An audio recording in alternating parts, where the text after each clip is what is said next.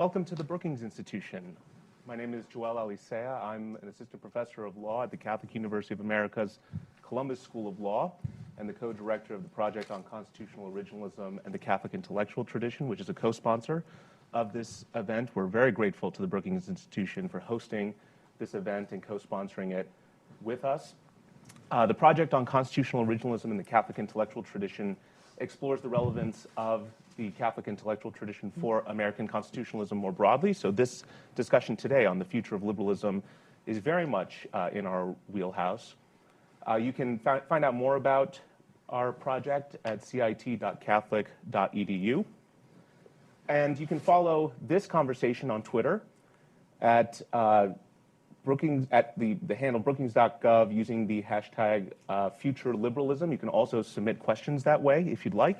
Or you can email questions to events@brookings.edu. There will be an opportunity for Q&A here from the in-person audience after a facilitated conversation with the panelists, and there will be microphones going around at that time, so if you wouldn't mind waiting until the microphone gets to you before asking your question. I would also ask you all to please silence your cell phones if you haven't done that yet, just to make sure that we don't have any interruptions during the event. So I'm going to introduce our speakers, then turn it over to Professor George to begin, then Professor Galston, then a facilitated conversation between the two of them, then over to you for Q&A. So Robert P. George holds the McCormick Chair in Jurisprudence at Princeton University and is the director of the James Madison Program in American Ideals and Institutions. He has served as chairman of the United States Commission on International Religious Freedom, and before that on the President's Council on Bioethics and as a presidential appointee to the United States Commission on Civil Rights. Professor George is the author of numerous books, including In Defense of Natural Law, Making Men Moral, which celebrates its 30th anniversary this year, and Clash of Orthodoxies, Law, Religion, and Morality in Crisis. His scholarly articles and reviews have appeared in such journals as Harvard Law Review, Yale Law Journal. He's the recipient of many honors and awards, including the Presidential Citizens Medal. He's a graduate of Swarthmore College, holds MTS and JD degrees from Harvard University, and the degrees of DPhil, BCL, DCL, and DLit from Oxford University. William A. Galston holds the Ezra K. Zilka Chair in the Brookings Institution's Governance Studies program, where he serves as senior fellow. Prior to January 2006, he was a Saul Stern Professor and acting dean at the School of Public Policy at University of Maryland, and the director of the Institute for Philosophy and Public Policy, founding director of the Center for Information and Research on Civic Learning and Engagement, and the executive director of the National Commission on Civic Renewal. He's a participant of 6 presidential campaigns, served from 1993 to 1995 as deputy assistant to President Clinton for domestic policy. Dr. Galston is the author of numerous books and articles, just like Professor George, including his most recent book, Anti-Pluralism, The Populist Threat to Liberal Democracy, which I recommend, as well as Public Matters and the Practice of Liberal Pluralism. He's the winner of the American Political Science Association's Hubert H. Humphrey Award, and he's elected a fellow of the American Academy of Arts and Sciences in 2004. He's a graduate of Cornell University and earned his master's and doctoral degrees from the University of Chicago. So please join me in welcoming our panelists. Professor George. Well, thank you very much, Joel. I want to begin by expressing my thanks to the Brookings Institution for hosting this discussion today, and my thanks to Professor Alisea, who I'm proud to say is my former student at Princeton. I'm very proud of all that Joel has accomplished. He went from Princeton on to Harvard Law School, into a Supreme Court clerkship, into the practice of law, and now is a law professor at the Catholic University of America's Columbus School of Law, and has produced some absolutely spectacular scholarship at the tender age of, what are you, 19 or whatever he is. So thank you, Joel, for giving me an answer to my friend Bill Galston. We were walking over from lunch, and I was mentioning some of my former students, not Joel, and Bill said, "You have a lot to answer for." But Joel is the answer to that. And what a joy and a blessing it is to be with my old friend, Bill Galston. Bill and I have been friends since the 1990s when I was serving on the U.S. Commission on Civil Rights, as Joel mentioned. And Bill was domestic policy advisor in the Clinton administration. And Bill reminded me at lunch that our meeting probably had something to do with the work that we were both involved in on the Religious Freedom Restoration Act, which Congress did enact then after the Smith decision, the Oregon against Smith decision in the early 1990s, where the goal was to try to protect religious freedom, a mission in which conservatives such as myself and liberals such as Bill were united, at least in those days. The Smith decision and the Religious Freedom Restoration Act brought people from across the ideological spectrum together to try to defend the right, honored by both camps, not understood in exactly the same way, but honored by both camps, to religious freedom. I should also mention the importance of Bill's book, Liberal Purposes, which when I was working on my own first book, Making Men Moral, Civil Liberties, and Public Morality, which was a critical examination of contemporary versions of liberal political philosophy.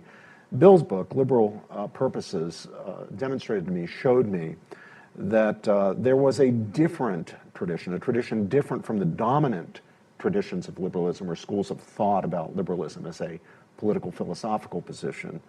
An alternative to the types championed by, for example, my teacher Ronald Dworkin and John Rawls, the great Harvard philosopher, one that rooted liberal principles in virtues and values, and not on the idea that government should be neutral on questions of virtue and value out of a sense of fairness or something like that.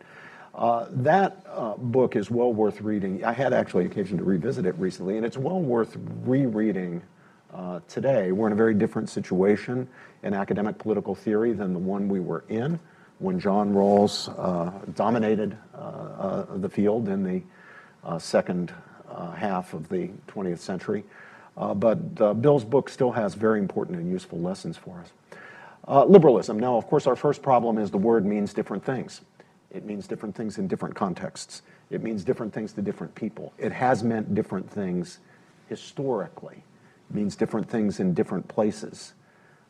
In much of Latin America, the word liberal means what we mean when we say conservative, or at least what we used to mean not too long ago when we said conservative. So what do we do about that? How can we have an intelligent, constructive conversation about liberalism, its virtues or problems, its future, if we don't understand what it is? And unfortunately, the same word is used for things in such a way as to make some of us liberals in some respects and non-liberals or critics of liberalism in other respects. The great 18th century conservative, Samuel Johnson, as you probably know, was rather abstemious with praise or compliments. He wasn't so abstemious with condemnations, but he was abstemious with praise and compliments. But among the words that he would use to confer the highest praise on someone he admired is he would call the person liberal or describe the person as liberal. And the reason that was a compliment from the conservative Johnson's point of view is that the word liberal in those days, in that context, meant generous. Not only generous with money, although it did mean that, a charitably inclined person. It meant generosity of spirit. Now, who wouldn't want to be, who shouldn't be, a liberal in that sense? I hope that all of my fellow conservatives would aspire to be liberal in the sense of being generous of spirit. And of course, we use the word liberal in liberal education, something of which I regard myself as a great champion. That's a cause I'm prepared to go all the way for, all the way to the mat for, the cause of liberal education, a cause that I happen to think is under jeopardy. We can talk about that some other time. But the principle there is the spirit of education that is truth-seeking and not limited to using education for instrumental purposes, to enable us to build bridges, solve this problem or that practical problem, make good careers, make a lot of money. Not that there's anything wrong with good careers or making money or building bridges or anything else, but liberal education is truth-seeking education, where truth is understood as having its value not merely instrumentally, but most fundamentally and above all, intrinsically. So a great liberal arts college is a college where students will study the sciences, natural sciences and the social sciences and the humanities, not just for careerist reasons, not for any instrumental reasons necessarily, but above all, for the sake of the learning itself and the inherent enrichments that are on offer in liberal education, liberal learning. Again, I would hope every conservative, I would hope every American, I would hope everyone would want to be a liberal in the sense of supporting liberal education. And then, of course, there's liberal democracy. And traditionally, American conservatives have been every bit as much dedicated, every bit as dedicated to liberal democracy as have political liberals been. So if you ask me on the question of liberal democracy, do you stand for it or against it? I would say I stand for it, and I'm worried about the threats to liberal democracy, those coming sometimes from the right and those coming from the left. And then there's the question of, well, what is the antithesis of liberalism? What's the opposite of liberalism? Well, if the opposite of liberalism is conservatism, then I come down on the side of conservatism, generally speaking. But if the opposite of liberalism is illiberalism, then I'm on the side of liberalism. I don't think anyone should want to be illiberal or support illiberalism. So in that sense, conservatives ought to be liberals. Now, we sometimes, I think fruitfully, note the difference between traditional European forms of conservatism and American conservatism. European conservatism tended to be, historically, and even to this day, blood and soil conservatism, or throne and altar conservatism. Now, to say that isn't meant to suggest that European conservatives are all Nazis or proto-Nazis or anything like that. But the belief is that what unites people, a nation as a nation, and therefore what's to be conserved if we conserve the nation and its ideals, is a certain ethnicity, or a common religion, or a common culture. Throne and altar, blood and soil.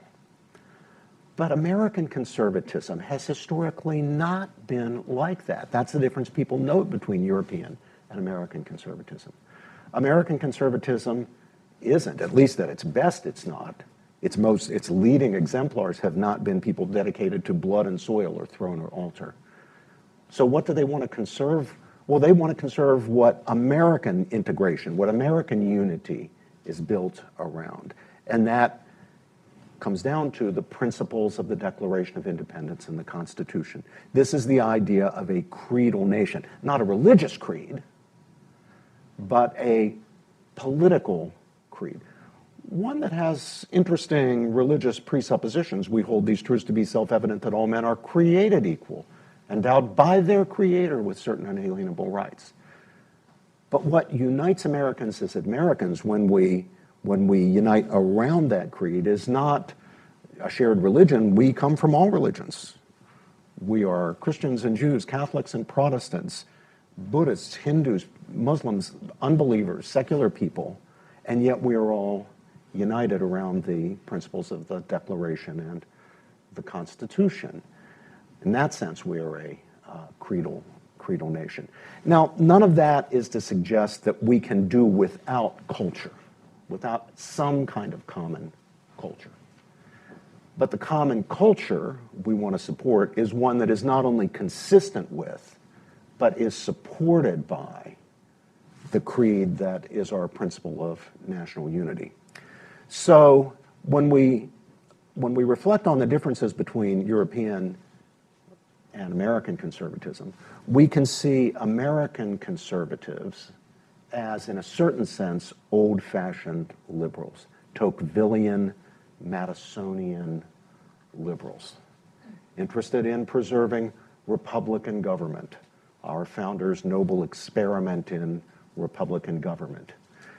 The commitment to civil liberties. Conservatives and liberals will disagree in some important ways on what our basic civil liberties are, how they're to be understood. Still, there's a fundamental agreement about those basic liberties that we find in the First Amendment. So Bill and I were united in the 1990s in the wake of the Smith decision in the RFRA matter, in the Religious Freedom Restoration Act. So were, by the way, the American Civil Liberties Union and the Moral Majority. People for the American Way and Pat Robertson's organization. I've forgotten what it was called. But you had those alliances because there was this sharing of commitment to that very first liberty mentioned in the First Amendment. Congress shall make no law respecting an establishment of religion or prohibiting the free exercise thereof, or abridging the freedom of speech or the press, the right of the people peaceably to assemble and petition the government for redress of grievances. That's our creed. That's what American conservatives and liberals unite around. And if the belief in those basic civil liberties is what makes you a liberal, then conservatives at their best are in a certain sense liberals too, and liberals at their best are committed to those principles. I've already gone on too long, but I think that the key to overcoming our very dangerous current polarization is for liberals and conservatives both to get back to that idea that what unites us as a nation, despite our disagreements, is a shared commitment to conserving the principles of the American founding and the American Constitution, the principles of the Declaration and the Constitution. We can argue about how they apply in this case or that, to this issue or that. We can argue about their exact meaning. We can also argue about what the best philosophical basis for them is. And we will have disputes within our respective camps about their philosophical basis. Bill, in that great book, Liberal Purposes, that I mentioned, was challenging John Rawls and Ronald Dworkin, who did attempt to found liberal philosophy, liberal political philosophy, on a basic, bare commitment to fairness, prescinding from considerations of virtue and value. Bill, like Michael Sandel at Harvard and some others on the liberal side, were proposing an alternative. They saw the Rawlsian Dworkinian approach as not sufficient, not good enough, not rich enough, that we really do need to reflect on the virtue and value basis of liberalism. And that actually brought Bill and Michael much closer to where I was, although I didn't regard myself as a liberal. I regarded myself rather as a conservative. Conservatives also have the challenge now of keeping faith with their own best tradition, with the principles of the American founding, with the Madisonian, Tocquevillian, quote, liberalism, unquote, because many conservatives have given up on it. Mm-hmm. They think that the whole concept of American exceptionalism, which was once championed by conservatives, is actually no good. That to have a unified nation, to have a decent nation, to have a good nation, you can't rely on the thin gruel of a shared commitment to basic principles of liberty, for example. First Amendment type principles, our constitutional principles, the principles of the Declaration. You need something more like blood and soil thrown an altar. Now, I don't want conservatism to go in that direction, any more than I'm sure Bill wants liberalism to go in the direction of illiberalism that it's being pressed in by some on the progressive side of the street. Well, that's my opening. Well, thank you. And I think, first of all, I want to express my thanks to Professor Alessia for initiating the conversation that led up to this session. I wish that the Brookings Institution housed, or at least hosted, more sessions like this. And even though I'm nearing my 9th decade, I live in hope that it will. I also want to pose the following question. How many people in this country can say that Antonin Scalia brought them together? I mean, this is, but it's quite true. And what you've just heard, we agreed over lunch to call each other by first names, which on the grounds that anything else would be artificial. And so what you've just heard from Robbie is, I think, a persuasive articulation of what I will call the American center. The American center includes both liberals and conservatives, as that term is conventionally understood, or was in living memory conventionally understood. It represents the common ground on the basis of fruitful discussion, deliberation, prudential judgments about the best path forward for our country must be conducted. And so to that extent, what you're going to get from this panel, at least from me, is vehement agreement. And what I'd like to do for just a few minutes is to build on the opening foundation that Robbie laid and say a little bit more about liberalism and liberal democracy as I understand it for the purposes of laying the foundation for some questions and dialogue between us. I have long believed that in the phrase liberal democracy, the adjective liberal does not denote an opposition to conservative democracy. That's not the point at all. The clash is between liberal and illiberal democracy. An example of the latter you will find in Viktor Orban's Hungary, and he pretty much coined the phrase, as a matter of fact, to describe his own approach to politics. And I think in American terms, it can be understood as the distinction between total democracy and limited democracy. In a total democracy, a majoritarian democracy, the majority can do what it wants, subject only to the prudential limitations that it may choose to impose on itself. In a liberal democracy, that is not the case. The scope of government is limited by certain principles. What are those principles? And here I just offer a kind of flat-footed reading of one of the documents that Robbie referred to, namely the Declaration of Independence. What limits the power of majorities? Number one, the principle of moral equality of all human beings and citizens. And what that means is that you cannot say or presuppose as a matter of law or practice that the lives of some people are more important than the lives of other people. The value of a person, of a particular category, whether it's skin color or religion or anything else, is higher than the value of a human being with a different set of attributes. You cannot say that and be a liberal. Number two, once again continuing my flat-footed reading of the Declaration of Independence, you believe that individuals have rights. Certain unalienable rights, among which are life, liberty, and pursuit of happiness, which raises, of course, a very interesting question. What are the others? And how do we talk about what the others are?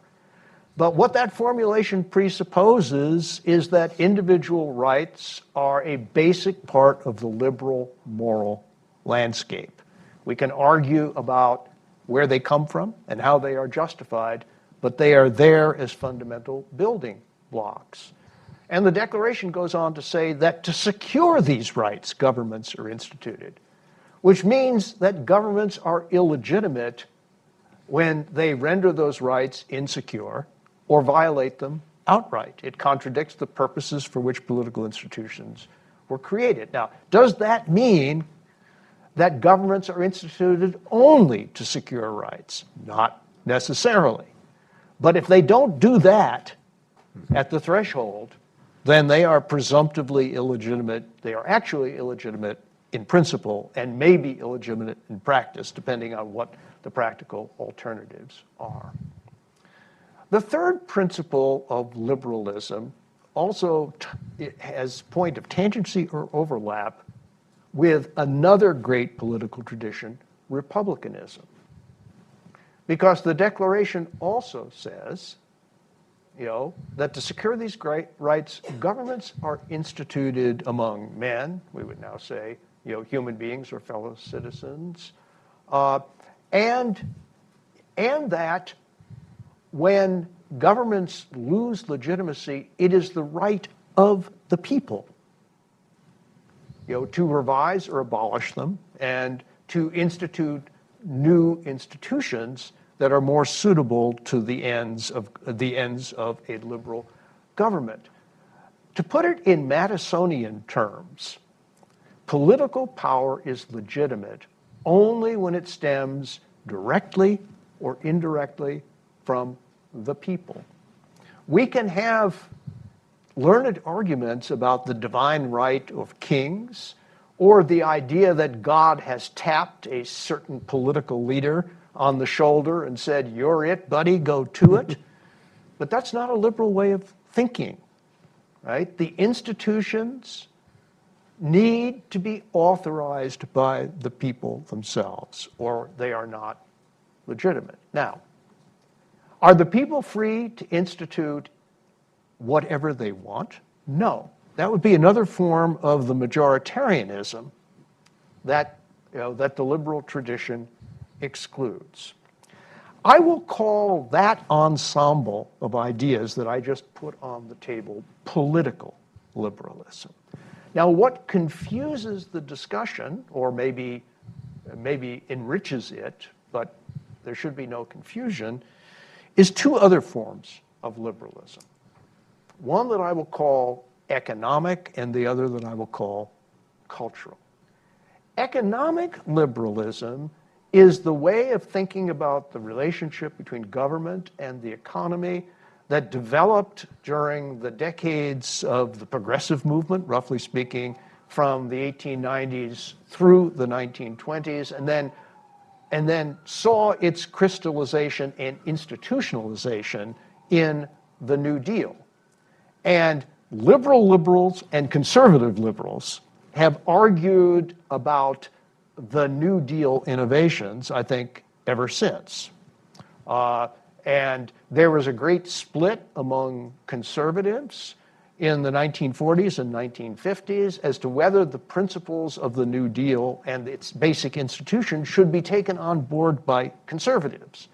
Some of them said yes, some of them said no. Dwight Eisenhower said yes, Barry Goldwater said no, and I think it's fair to say that conservatives in the United States remain divided on that issue for quite some time, and still are. And interestingly, some of the most culturally illiberal conservatives are now much closer to the New Deal tradition on economics than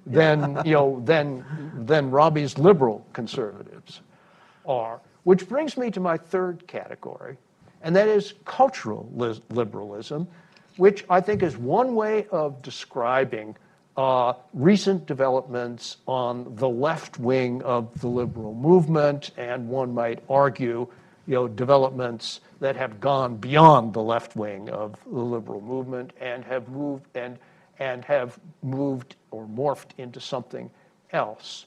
And how to describe cultural liberalism? Well, at the very end of Democracy in America, the second volume, Tocqueville expresses many fears towards the end of the second volume of Democracy in America, but one of them is that the passion for equality will overwhelm the passion for liberty. And I think to a first approximation that has happened on the left, and and it has gone in directions, I think, that have separated it from the liberal tradition, in the same way that there are developments on the right, to which Robin referred to, that have done the same thing. And we have witnessed a kind of Europeanization of the American political spectrum on both the left and the right. Yes. But they appeal to different Europeans, right? And on the left, people like Jacques Derrida and Pierre Bourdieu, and people of that sort, have been particularly influential. On the right, there's a whole canon of illiberal European thinkers whose credibility some conservatives are seeking to restore. But our common ground, our core common ground, to return to the beginning, is what I am calling political liberalism. And as Robbie indicated, there is a debate within that common ground on the meaning of certain commitments. Let me put one on the table, just to animate perhaps some disagreement. In a wonderful article that you co-authored a few years ago with Ryan Anderson, you mentioned that there are, properly understood, limits to liberty that aren't simply derived from the equal liberties of others, that there are additional considerations on the basis of which liberty may properly be limited, I take it, by government. And I wonder if you'd say more about that, because depending on what you say, we may have some grounds for disagreement. Okay, sure. It has to be a little bit of a wind-up to this. Yeah, okay. to this pitch. As Bill is using the term political liberalism, he means something different from what Rawls meant by political liberalism, which was the title of the second of Rawls's two really great works, Political Liberalism. What Rawls sought, John Rawls sought, was a set of political principles that could be affirmed by a range of people across the ideological and religious spectrum, a range of people for their own reasons, thus creating what he called an overlapping consensus on the rules by which we would be governed. Now, Rawls famously in his first book, and he didn't change this in Political Liberalism, argued that the principles of liberty that should govern a well-ordered society, where there is pluralism, that is, people with different religions, different worldviews, what he would eventually call different comprehensive views, that those principles are principles that would be chosen by someone in what he called the original position behind a veil of ignorance, where you don't know anything about yourself that makes you different from anybody else. All you know about yourself are the things that you have in common with other people, what he called primary goods. You know that you would prefer more opportunity to less, you would prefer more wealth to less, you want to have self-respect and so forth. But what you won't know is whether you're white, black, tall, short, Catholic, Protestant, Christian, Jewish, male, female. You won't know anything else about yourself. In those conditions, Rawls argued that you would choose two principles. One principle is about the arrangement of inequalities, sometimes called the maximum principle or the difference principle. But the one Bill is here referring to is the maximum equal liberties principle. And that is that everyone should enjoy, liberty cannot be limited except for the sake, essentially, of preventing people from invading other people's liberties. I've got the old-fashioned conservative view, so I'm not a liberal. The old-fashioned conservative view is that the legitimate grounds for government intervention, including government intervention that would restrict liberties, is not merely to protect the liberties of others, although that is certainly a legitimate ground for government intervention, but also to protect public health, safety, and morals. So I would argue that public health regulations so long as they're intelligently designed. I'm not offering a comment one way or another on whether our COVID regulations were the right ones or whether they were intelligently designed or who was right and who was wrong. But I am asserting that government has the right to regulate for the sake of protecting public health. Same with public safety. And then in this day and age, the controversial one is in respect of public morals. So I make an argument beginning in Making Men Moral that you can have good reasons for government to intervene to ban practices that will corrupt the people, especially those who are trying to raise children and the children themselves. So I don't have any objection in principle. I don't think we can rule out in principle. Now, whether prudence would support this or that prohibition is a different question. In principle, laws against gambling, prostitution, traditional morals laws, recreational drug use. So my point is to reject the rather extreme libertarianism that is associated both with the old-fashioned ACLU liberalism of my youth on the one side and with the, properly speaking, libertarian tradition on the other side. That's, I think, what makes a conservative, properly understood, different from a libertarian. Libertarians and conservatives these days have a lot of common ground, and if you look at the Federalist Society, for example, it'll say we're a conservative and libertarian institution, or an institution that is sympathetic to conservatives and libertarians. But on that question of when the government may, and for what reasons the government may legitimately limit liberty, there's a conservative view and a libertarian view, and I'm on the conservative side. Mm-hmm. Well, that's an interesting way of formulating it.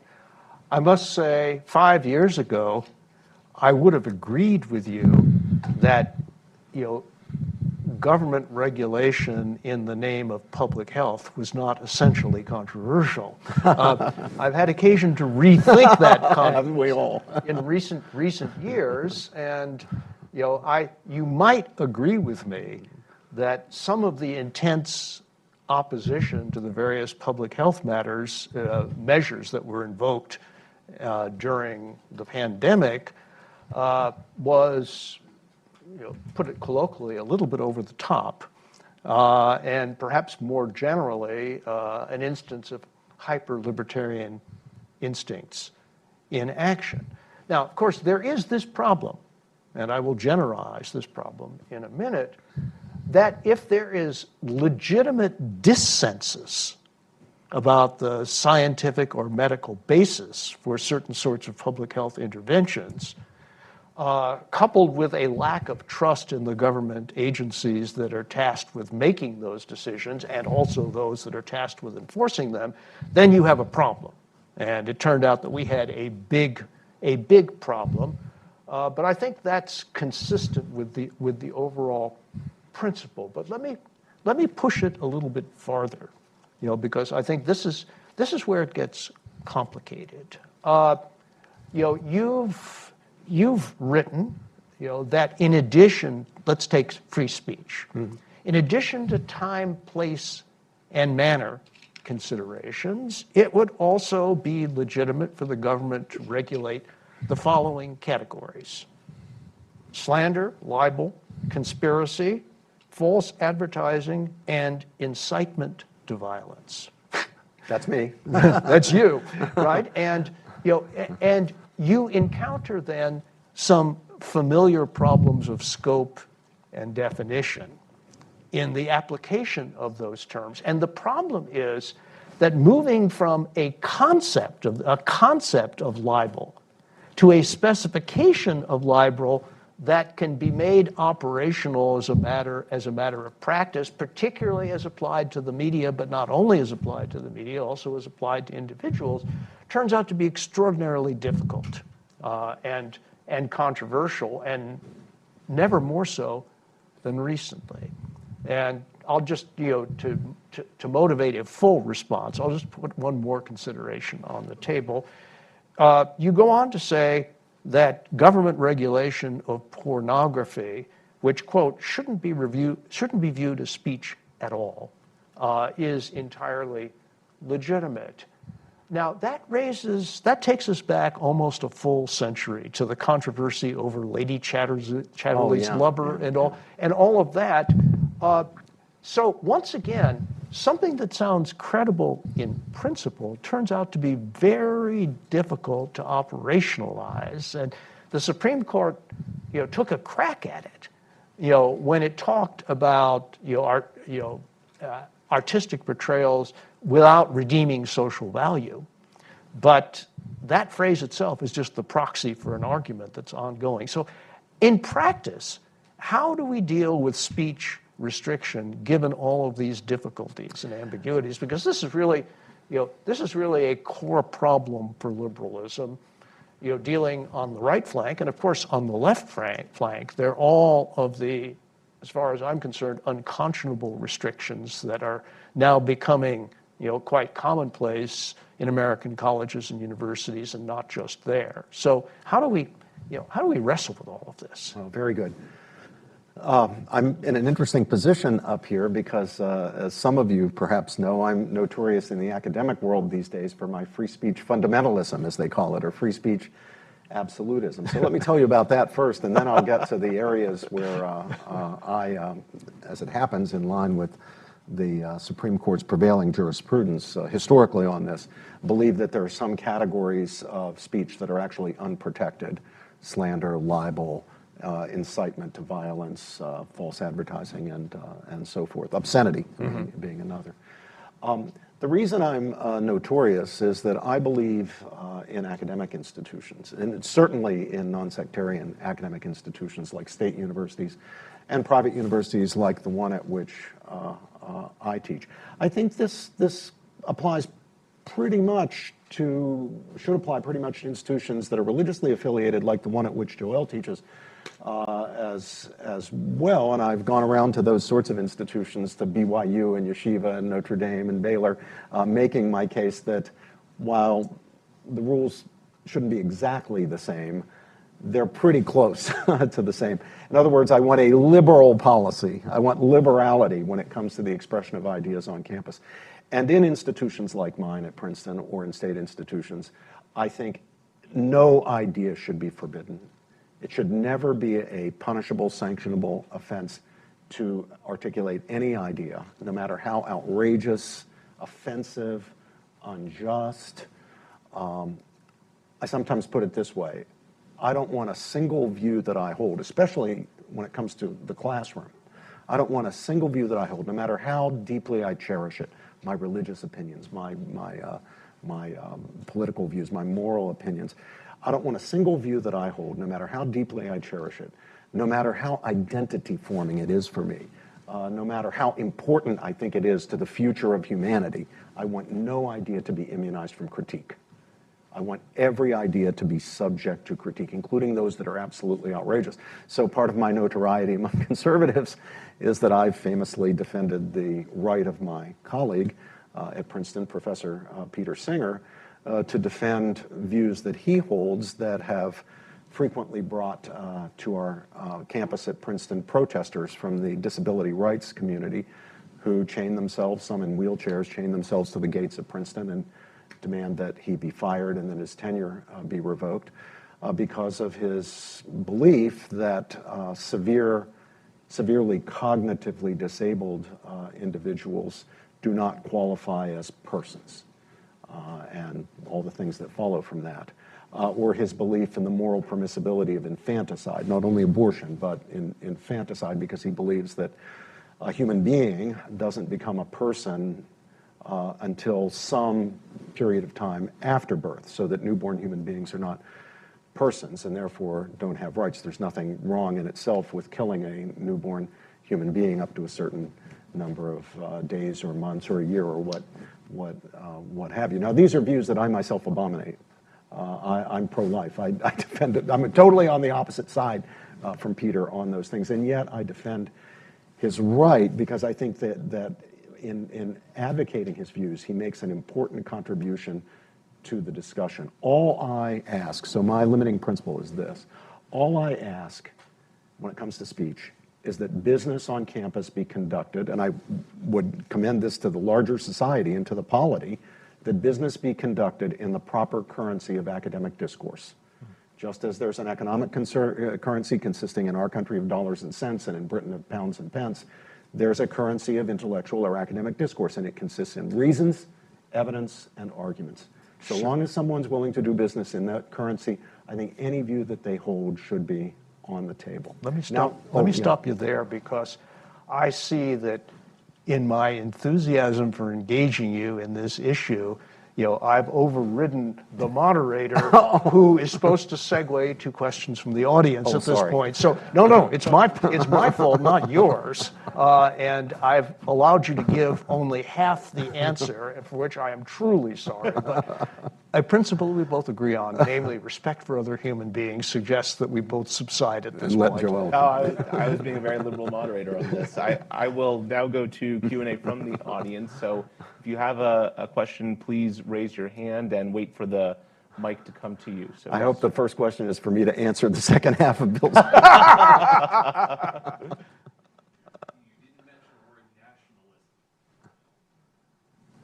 This is something Bill's been thinking about more than I have, so let me kick that one over to you, Bill. Well, very quickly, let me just, I think his question was about nationalism, but I think we have a mic working now. If you wouldn't mind just waiting until he... We can hear or is it, yeah, would it not be picked up on? Why don't you ask your question and I'll say it into the mic here. So. Okay. Well, in liberalism, nationalism at this time seems confused with on the right, it's for giving the country back to the people having their republic, and on the left it seems for a global authoritarian class with solutions tyranny. So there's a misuse, the use of nationalism seems almost as confused as liberalism. Mm-hmm. So I was wondering how you would parse there being two sides and a concern being almost the globalism, a global citizen is, the call on the left is liberal, but that's almost government by man, not government by law. The way they're trying to move things more under war powers, like we need this now, and they're bypassing that the country is actually the republic. So just for those at home, the question was just in brief, what role does nationalism play in this conversation, especially given how much that term is itself contested and can be used both on the left and the right in different ways as a criticism of liberalism? Yes. Well, my personal view is that there is no contradiction whatsoever between liberalism and nationalism rightly understood, and that it is perfectly coherent to be a liberal nationalist. Does that, and the world is made up, after all, of separate and distinct political communities. That is simply a fact. I don't think it's a regrettable fact at all. As a matter of fact, one of the greatest philosophical universalists in Western history, Immanuel Kant, offered very coherent arguments against the idea of a world state, a global state. And nationalism can be understood in a way that is incompatible with liberalism, but especially American nationalism need not be understood in that sense at all. When people fight and die for the United States, they are fighting and dying, for the citizens from whom they're drawn. They're fighting for their country. They may be fighting for something else as well, including their buddies. And anybody who's been in the military, as I've been, will tell you that relationships with your buddies are just as important as relationships with the Declaration of Independence. But the fact of the matter is that nationalism should not be invoked, as a wedge for a critique of liberalism, the way Robbie George and I have just explained it. Not at all. And to be a liberal is not the same thing as to be a globalist. Not at all. And the idea that if you are a liberal, you must be a globalist is simply rests on a series of false inferences. So that's where I stand on the issue. And so I object to the idea that liberals must be globalists on the one hand, and I also, on the other hand, object to the idea that if you're a nationalist, you can't be a liberal. I think you're right to say that there is a problem on both the extreme left and the extreme right, and the trouble is those extremes are getting bigger in terms of the number of people on both sides. Some on the left believe that America can't be, and shouldn't be a nation. They think a nation is when people are integrated around, united by a common religion, a common ethnic heritage, blood and soil, and throne and altar, and we're not that, and we shouldn't be that. On the extreme right are some who agree that you can't be a nation unless you're integrated around blood and soil or throne and altar, and that's why we need to give up the myth, as they believe it is, that America can be a nation integrated around principles, the principles of the Declaration of the Constitution, and embrace blood and soil or throne and altar nationalism. Well, as I've already said, my view is that you can be a creedal nation.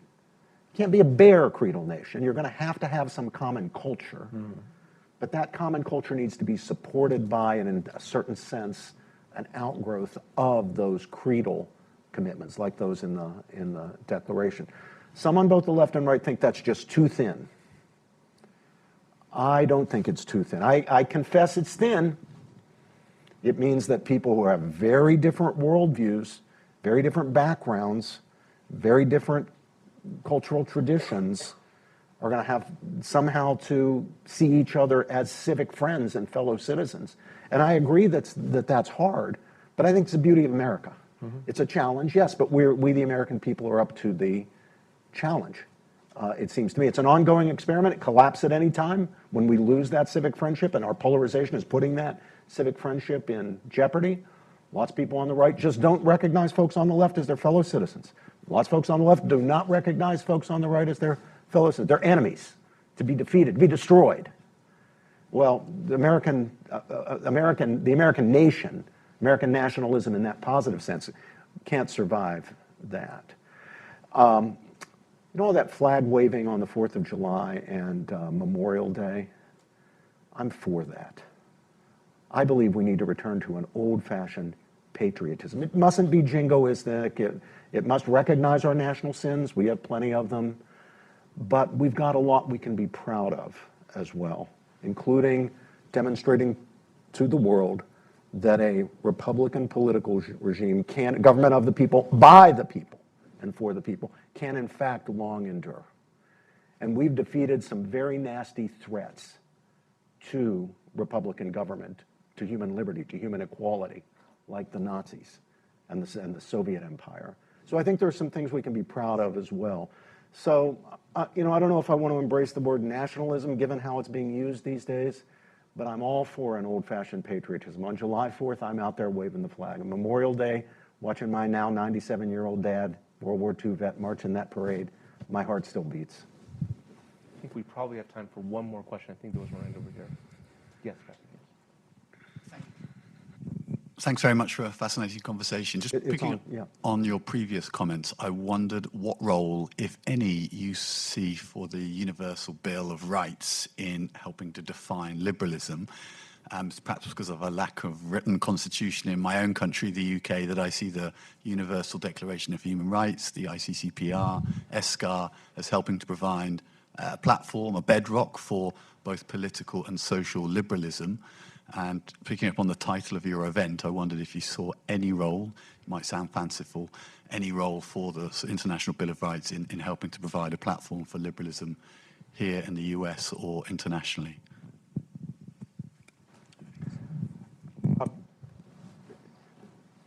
You spoke softly, but I think you were referring to things like the UN's Universal Declaration of Human Rights.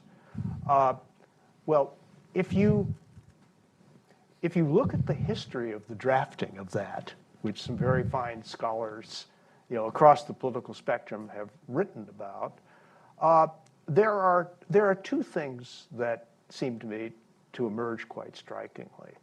First, the extent to which the experience of Nazi horror during World War II had awakened the conscience of the rest of the world to certain bedrock moral truths that had been traduced, violated, and trashed, for many years. And so it was a forceful restatement of what people had thought 100 years ago they could take for granted. And that was very important. Secondly, it did, to a considerable extent, reflect the generalization of the New Deal experience in the United States, as well as the wisdom of scholars and theologians and philosophers from around the world. And so it broadened out the conception of rights to include economic and social/cultural rights that are, I think, less self-evident than the original core of political rights, and we've been arguing about them ever since as a result. That said, I am glad that those documents, which are almost universally assented to by signatory nations, exist because they represent a kind of standard, to which nations, regardless of the precise form of political institutions they adopt, can be held to. Standards of decency, bedrock thou shalts and thou shalt nots when it comes to the exercise of political authority. And can they be used to fortify liberal democracy here at home in America? I fear not. Like many other countries, we tend, for the most part, to resist intellectual imports, and to rely on our homegrown traditions. I'm not defending that, but it is a fact.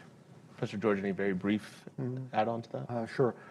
Well, I'm an admirer of the UN Declaration, and I would commend to you the book by Marianne Glendon, A World Made New, which was about the framing and eventual adoption by so many nations of the Declaration.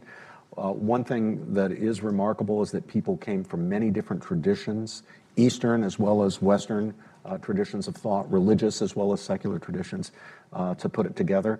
They ended up with agreement on the words, but they were able to reach that agreement because they decided to agree to disagree on the underlying justification for the words that were used.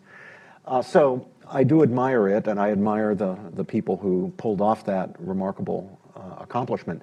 At the same time, I think it's very important that we be cautious about falling into the trap of allowing distant bureaucrats empowered by or acting in the name of these kinds of international treaties or international declarations, international conventions, to impose on nations and local communities. There's some, I think, legitimate room for international bodies to act to restrict what individual nations choose to do in the name of human rights, but there's a real danger of overstepping and improperly governing people and not letting local people make their own decisions. It's also important that we not try to displace Republican democracy or any other legitimate form of regime by trying to make all the decisions that really matter in a document that is then enforceable or allegedly enforceable by non-democratically accountable individuals. I think that creates too great a danger of abuse. So I'm an admirer. I think there's a place for those international documents. I think modest mechanisms of enforcement in certain conditions are proper, but I'd want to be very, very cautious not to overuse and risk abuse. Well, unfortunately, we're out of time, but please join me in thanking our speakers.